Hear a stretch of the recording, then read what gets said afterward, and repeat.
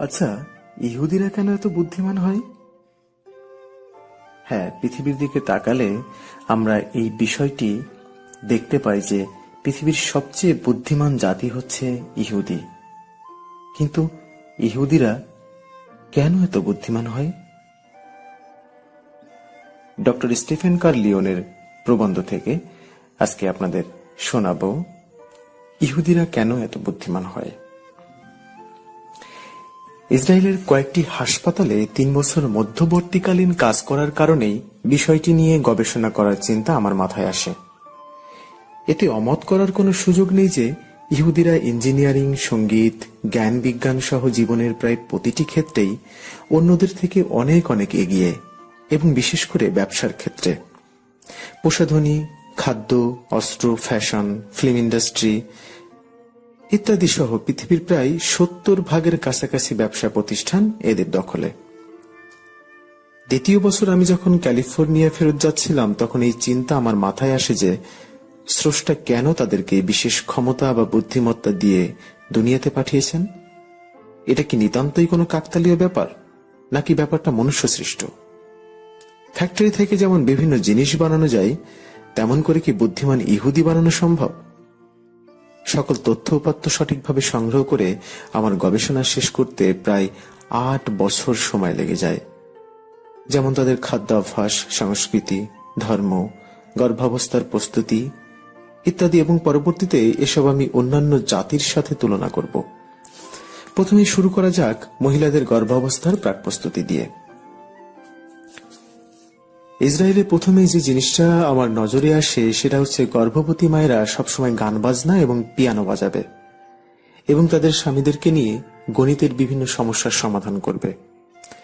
গর্ভবতী মহিলারা সবসময় তাদের সাথে গণিতের বই নিয়ে ঘোরে, যেটা দেখে আমি সত্যিকার অর্থে খুব আশ্চর্যিত হয়েছিলাম। এমনকি আমি নিজেও কয়েকবার তাদের গণিতের সমস্যা সমাধান করে দিয়েছিলাম। আমি একবার একজনকে জিজ্ঞাসা করেছিলাম যে, এটা কি তুমি তোমার গর্ভের সন্তানের জন্য করছো? তখন সে উত্তর দিয়েছিল, হ্যাঁ, এটা আমরা করি যাতে শিশু গর্ভে থাকা অবস্থায় প্রশিক্ষণ নিতে পারে এবং পরবর্তীতে জন্মের পর আরো বেশি মেধাবী হয়ে গড়ে উঠতে পারে। বাচ্চা প্রসবের আগ পর্যন্ত তারা তাদের এই গাণিতিক সমস্যার সমাধান চালিয়ে যায়।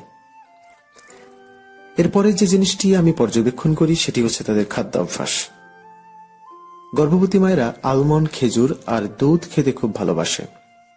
দুপুরের খাবারের তালিকায় থাকে রুটি এবং মাছ, যেটা আবার মাথা ছাড়া, আলমন্ড এবং অন্যান্য বাদাম যুক্ত সালাদ। তারা বিশ্বাস করে যে মাছ হচ্ছে মস্তিষ্কে পুষ্টি সরবরাহ করে, এবং অপরদিকে মাছের মাথা মস্তিষ্কের জন্য খারাপ। এছাড়াও গর্ভবতী মহিলাদের কড লিভার খাওয়া ইহুদি সংস্কৃতির একটি অংশ। আমি যখন রাতের খাবারের দাওয়াতে অংশ নিতাম, তখন দেখতাম তারা সবসময় মাছ খেতে খুব পছন্দ করত এবং মাংস পরিত্যাগ করত। তাদের বিশ্বাস মতে মাছ এবং মাংস দুটি একসাথে খেলে তা শরীরের কোনো কাজে লাগে না। অপরদিকে সালাদ এবং বাদাম তাদের খাদ্য তালিকায় অবশ্যই থাকবে, বিশেষ করে আলমন্ড। তারা যে কোনো প্রধান আহারের আগে ফল খাবে। তারা বিশ্বাস করে যে যদি প্রধান আহারের পরে ফল খাওয়া হয়, তবে তা নিদ্রার উদ্রেক ঘটাবে, যা পাঠ গ্রহণের ক্ষেত্রে বাধার কারণ হয়ে দাঁড়াবে।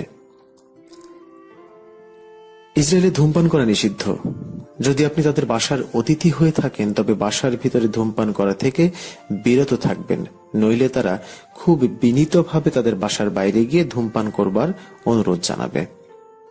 ইসরায়েলি বিশ্ববিদ্যালয়ের বিজ্ঞানীদের মতে ধূমপান মস্তিষ্কের কোষগুলোকে ধীরে ধীরে ধ্বংস করে দেয় এবং শরীরের জিন ডিএনএ কে ক্ষতিগ্রস্ত করে, ফলে বংশ পরম্পরায় ত্রুটিযুক্ত মস্তিষ্কের কোষযুক্ত বাচ্চা জন্মগ্রহণ করবে। এখানে একটা জিনিস খেয়াল করবেন যে পৃথিবীর বড় বড় সব সিগারেটের কোম্পানিগুলো ইহুদিদেরই। বাচ্চারা কি খাবার খাবে সেটা সবসময় তাদের পিতামাতা ঠিক করে দেয়। প্রথমে ফল খাবে, এরপর প্রধান খাবার খাবে, যেমন রুটি, মাছ, এরপর কড লিভারের তেল খাবে। আমার দেখা মতে প্রত্যেকটি ইহুদি বাচ্চারই সাধারণত 3টি ভাষার উপর দখল থাকে: হিব্রু, আরবি এবং ইংরেজি। শিশুকাল থেকেই প্রত্যেকটি বাচ্চাকে ভায়োলিন এবং পিয়ানো বাজানোর প্রশিক্ষণ দেওয়া হয়। তারা বিশ্বাস করে এতে তাদের আইকিউ লেভেলের বৃদ্ধি ঘটে এবং বাচ্চারা মেধাবী হয়ে বেড়ে ওঠে। জিউস বিজ্ঞানীদের মতে সঙ্গীতের কম্পন মস্তিষ্কের কোষগুলোকে উদ্দীপিত করে। এ কারণেই ইহুদিদের মাঝে এত মেধাবী মানুষ দেখা যায়। ক্লাস 1 থেকে ক্লাস 6 পর্যন্ত তাদেরকে গণিত এবং ব্যবসা শিক্ষা শেখানো হয়। বিজ্ঞান তাদের 1 নম্বর পছন্দের বিষয়। ইহুদি বাচ্চারা কিছু বিশেষ ক্রীড়ার অংশগ্রহণ করে, যেমন দৌড়, ধনুর্বিদ্যা এবং শুটিং। তারা মনে করে শুটিং এবং ধনুর্বিদ্যা তাদের মস্তিষ্ককে সঠিকভাবে সিদ্ধান্ত গ্রহণের ক্ষেত্রে সাহায্য করে। উচ্চ মাধ্যমিকে বিজ্ঞান শিক্ষার উপর বিশেষ জোর প্রদান করা হয়। এ সময় তারা বিভিন্ন জিনিস বানানোর চেষ্টা করে থাকে। এর মধ্যে সব ধরনের প্রজেক্ট থাকে। যদি তাদের বানানো কিছু কিছু জিনিস অনেক হাস্যকর এবং ব্যবহারের অযোগ্য লাগতে পারে, কিন্তু সবকিছুতে গুরুত্বের সাথে মনোযোগ দেওয়া হয়, বিশেষ করে যদি সেটা হয় যুদ্ধ উপকরণ, ঔষধ কিংবা যন্ত্রবিজ্ঞান। যে সকল প্রকল্প বা ধারণাগুলো সফলতা পায় সেগুলোকে উচ্চ বিদ্যাপীঠগুলোতে পাঠিয়ে দেওয়া হয় আরো ভালোভাবে গবেষণা করার জন্য। বিশ্ববিদ্যালয়ের শেষ বছরে ব্যবসা শিক্ষা অনুষদকে সবচেয়ে বেশি গুরুত্ব দেওয়া হয়। ব্যবসা শিক্ষার সকল ছাত্রছাত্রীদের একটি করে প্রজেক্ট দেওয়া হয় এবং তারা শুধুমাত্র পাশ করতে পারবে যদি তাদের গ্রুপ সেই প্রজেক্ট থেকে ইউএসডি $1 মিলিয়ন লাভ করতে পারে। অবাক হওয়ার কিছুই নেই, এটাই বাস্তবতা। এবং এই কারণে পৃথিবীর অর্ধেকেরও বেশি ব্যবসা প্রতিষ্ঠান ইহুদিদের দখলে। আপনারা কি কখনো ইহুদিদের প্রার্থনা করতে দেখেছেন? তারা প্রার্থনা করার সময় সবসময় তাদের মাথা ঝাঁকায়। তারা বিশ্বাস করে তাদের এই কার্যকলাপ তাদের মস্তিষ্কে আরো অধিক পরিমাণে অক্সিজেন সরবরাহ করে। আপনি খেয়াল করলে দেখবেন ভারতীয় উপমহাদেশে মেডিটেশন এবং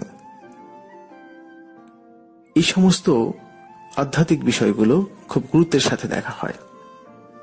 জাপানিজদের দেখলে বুঝতে পারবেন যে তারা তাদের একজন আরেকজনের সাথে দেখা হলে মাথা নামিয়ে সম্মান করে। এটা ভারতীয় উপমহাদেশেও একজন আরেকজনের সাথে দেখা করার সময় এভাবে মাথা নামিয়ে সম্মান করে। এটা তাদের সংস্কৃতির অংশ। আর জাপানিজদের মাঝেও অনেক মেধাবী দেখা যায়। জাপানিজরা সুশি অর্থাৎ তাজা মাছ খেতে অনেক বেশি পছন্দ করে। আপনার কি মনে হয় মাথা নাড়ানো এবং মাছ খাওয়ার ব্যাপারটা কাকতালীয় কোনো ব্যাপার? আমেরিকা ইহুদিদের বাণিজ্যিক কেন্দ্র নিউ ইয়র্কে অবস্থিত, যেখান থেকে তাদের জন্য খাদ্য সামগ্রী সরবরাহ করা হয়। যদি কোনো ইহুদি ব্যক্তির লাভজনক কোনো আইডিয়া থাকে তাহলে সেই বাণিজ্যিক কেন্দ্র হতে সুদবিহীন মূলধনের ব্যবস্থা করে দেওয়া হয় এবং সেটাকে সফল করতে সব ধরনের সহযোগিতা প্রদান করে থাকে। একইভাবে জিউস কোম্পানিতে যেমন Starbucks, Levi's, Hollywood, Oracle, Coca Cola, Dunkin, donut সহ যে সকল প্রতিষ্ঠান রয়েছে তাদের ফ্রি স্পন্সরশিপ দেওয়া হয়। নিউ ইয়র্কে ডাক্তারি পাশ করে যে সকল ছাত্রছাত্রী বের হয় তাদেরকে এই বাণিজ্যিক কেন্দ্রের আওতায় নিবন্ধন করে বেসরকারিভাবে প্র্যাকটিস করতে সুদবিহীন লোনের ব্যবস্থা করে দেওয়া হয়। এখন আমি বুঝতে পারছি কেন নিউ ইয়র্ক এবং ক্যালিফোর্নিয়ায় স্পেশালিস্ট ডাক্তারের এত অভাব। আমি আগেও বলেছি ধূমপানের কারণে বংশ পরম্পরায় বোকা গর্ধব এক প্রজন্ম বেড়ে ওঠে। 2005 সালে আমি যখন সিঙ্গাপুর ভ্রমণ করেছিলাম সেখানেও আমি অবাক হয়ে দেখেছিলাম ধূমপায়ীরা সমাজ থেকে বিতাড়িত এবং এক প্যাকেট সিগারেটের দাম $7। ইসরায়েলের মতোই ধূমপান সেখানে প্রায় নিষিদ্ধ। সিঙ্গাপুরের সরকার ব্যবস্থা অনেকটা ইসরায়েলের মতন, আর এই কারণেই সে দেশের বিশ্ববিদ্যালয়গুলো অনেক উচ্চমানের, যদিও দেশটির আয়তন কেবলমাত্র আমেরিকার ম্যানহাটন শহরের সমান। এবার একটি ইন্দোনেশিয়া দেশটার দিকে তাকান। সেখানে মোটামুটি সবাই ধূমপান করে। এক প্যাকেট সিগারেটের দাম খুবই সস্তা, মাত্র $7 ফলাফল লক্ষাধিক মানুষ, কিন্তু জনসংখ্যার খুব কম সংখ্যক মানুষ মেধাবী।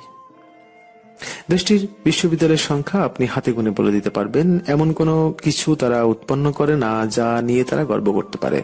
নিচু মানের প্রযুক্তি, এমনকি তারা তাদের নিজেদের ভাষা ছাড়া অন্য কোনো ভাষায় কথাও বলতে পারে না। যেমন তাদের দেশের মানুষদের জন্য ইংরেজিতে ভালো দখল নেওয়া অনেক কষ্টসাধ্য ব্যাপার।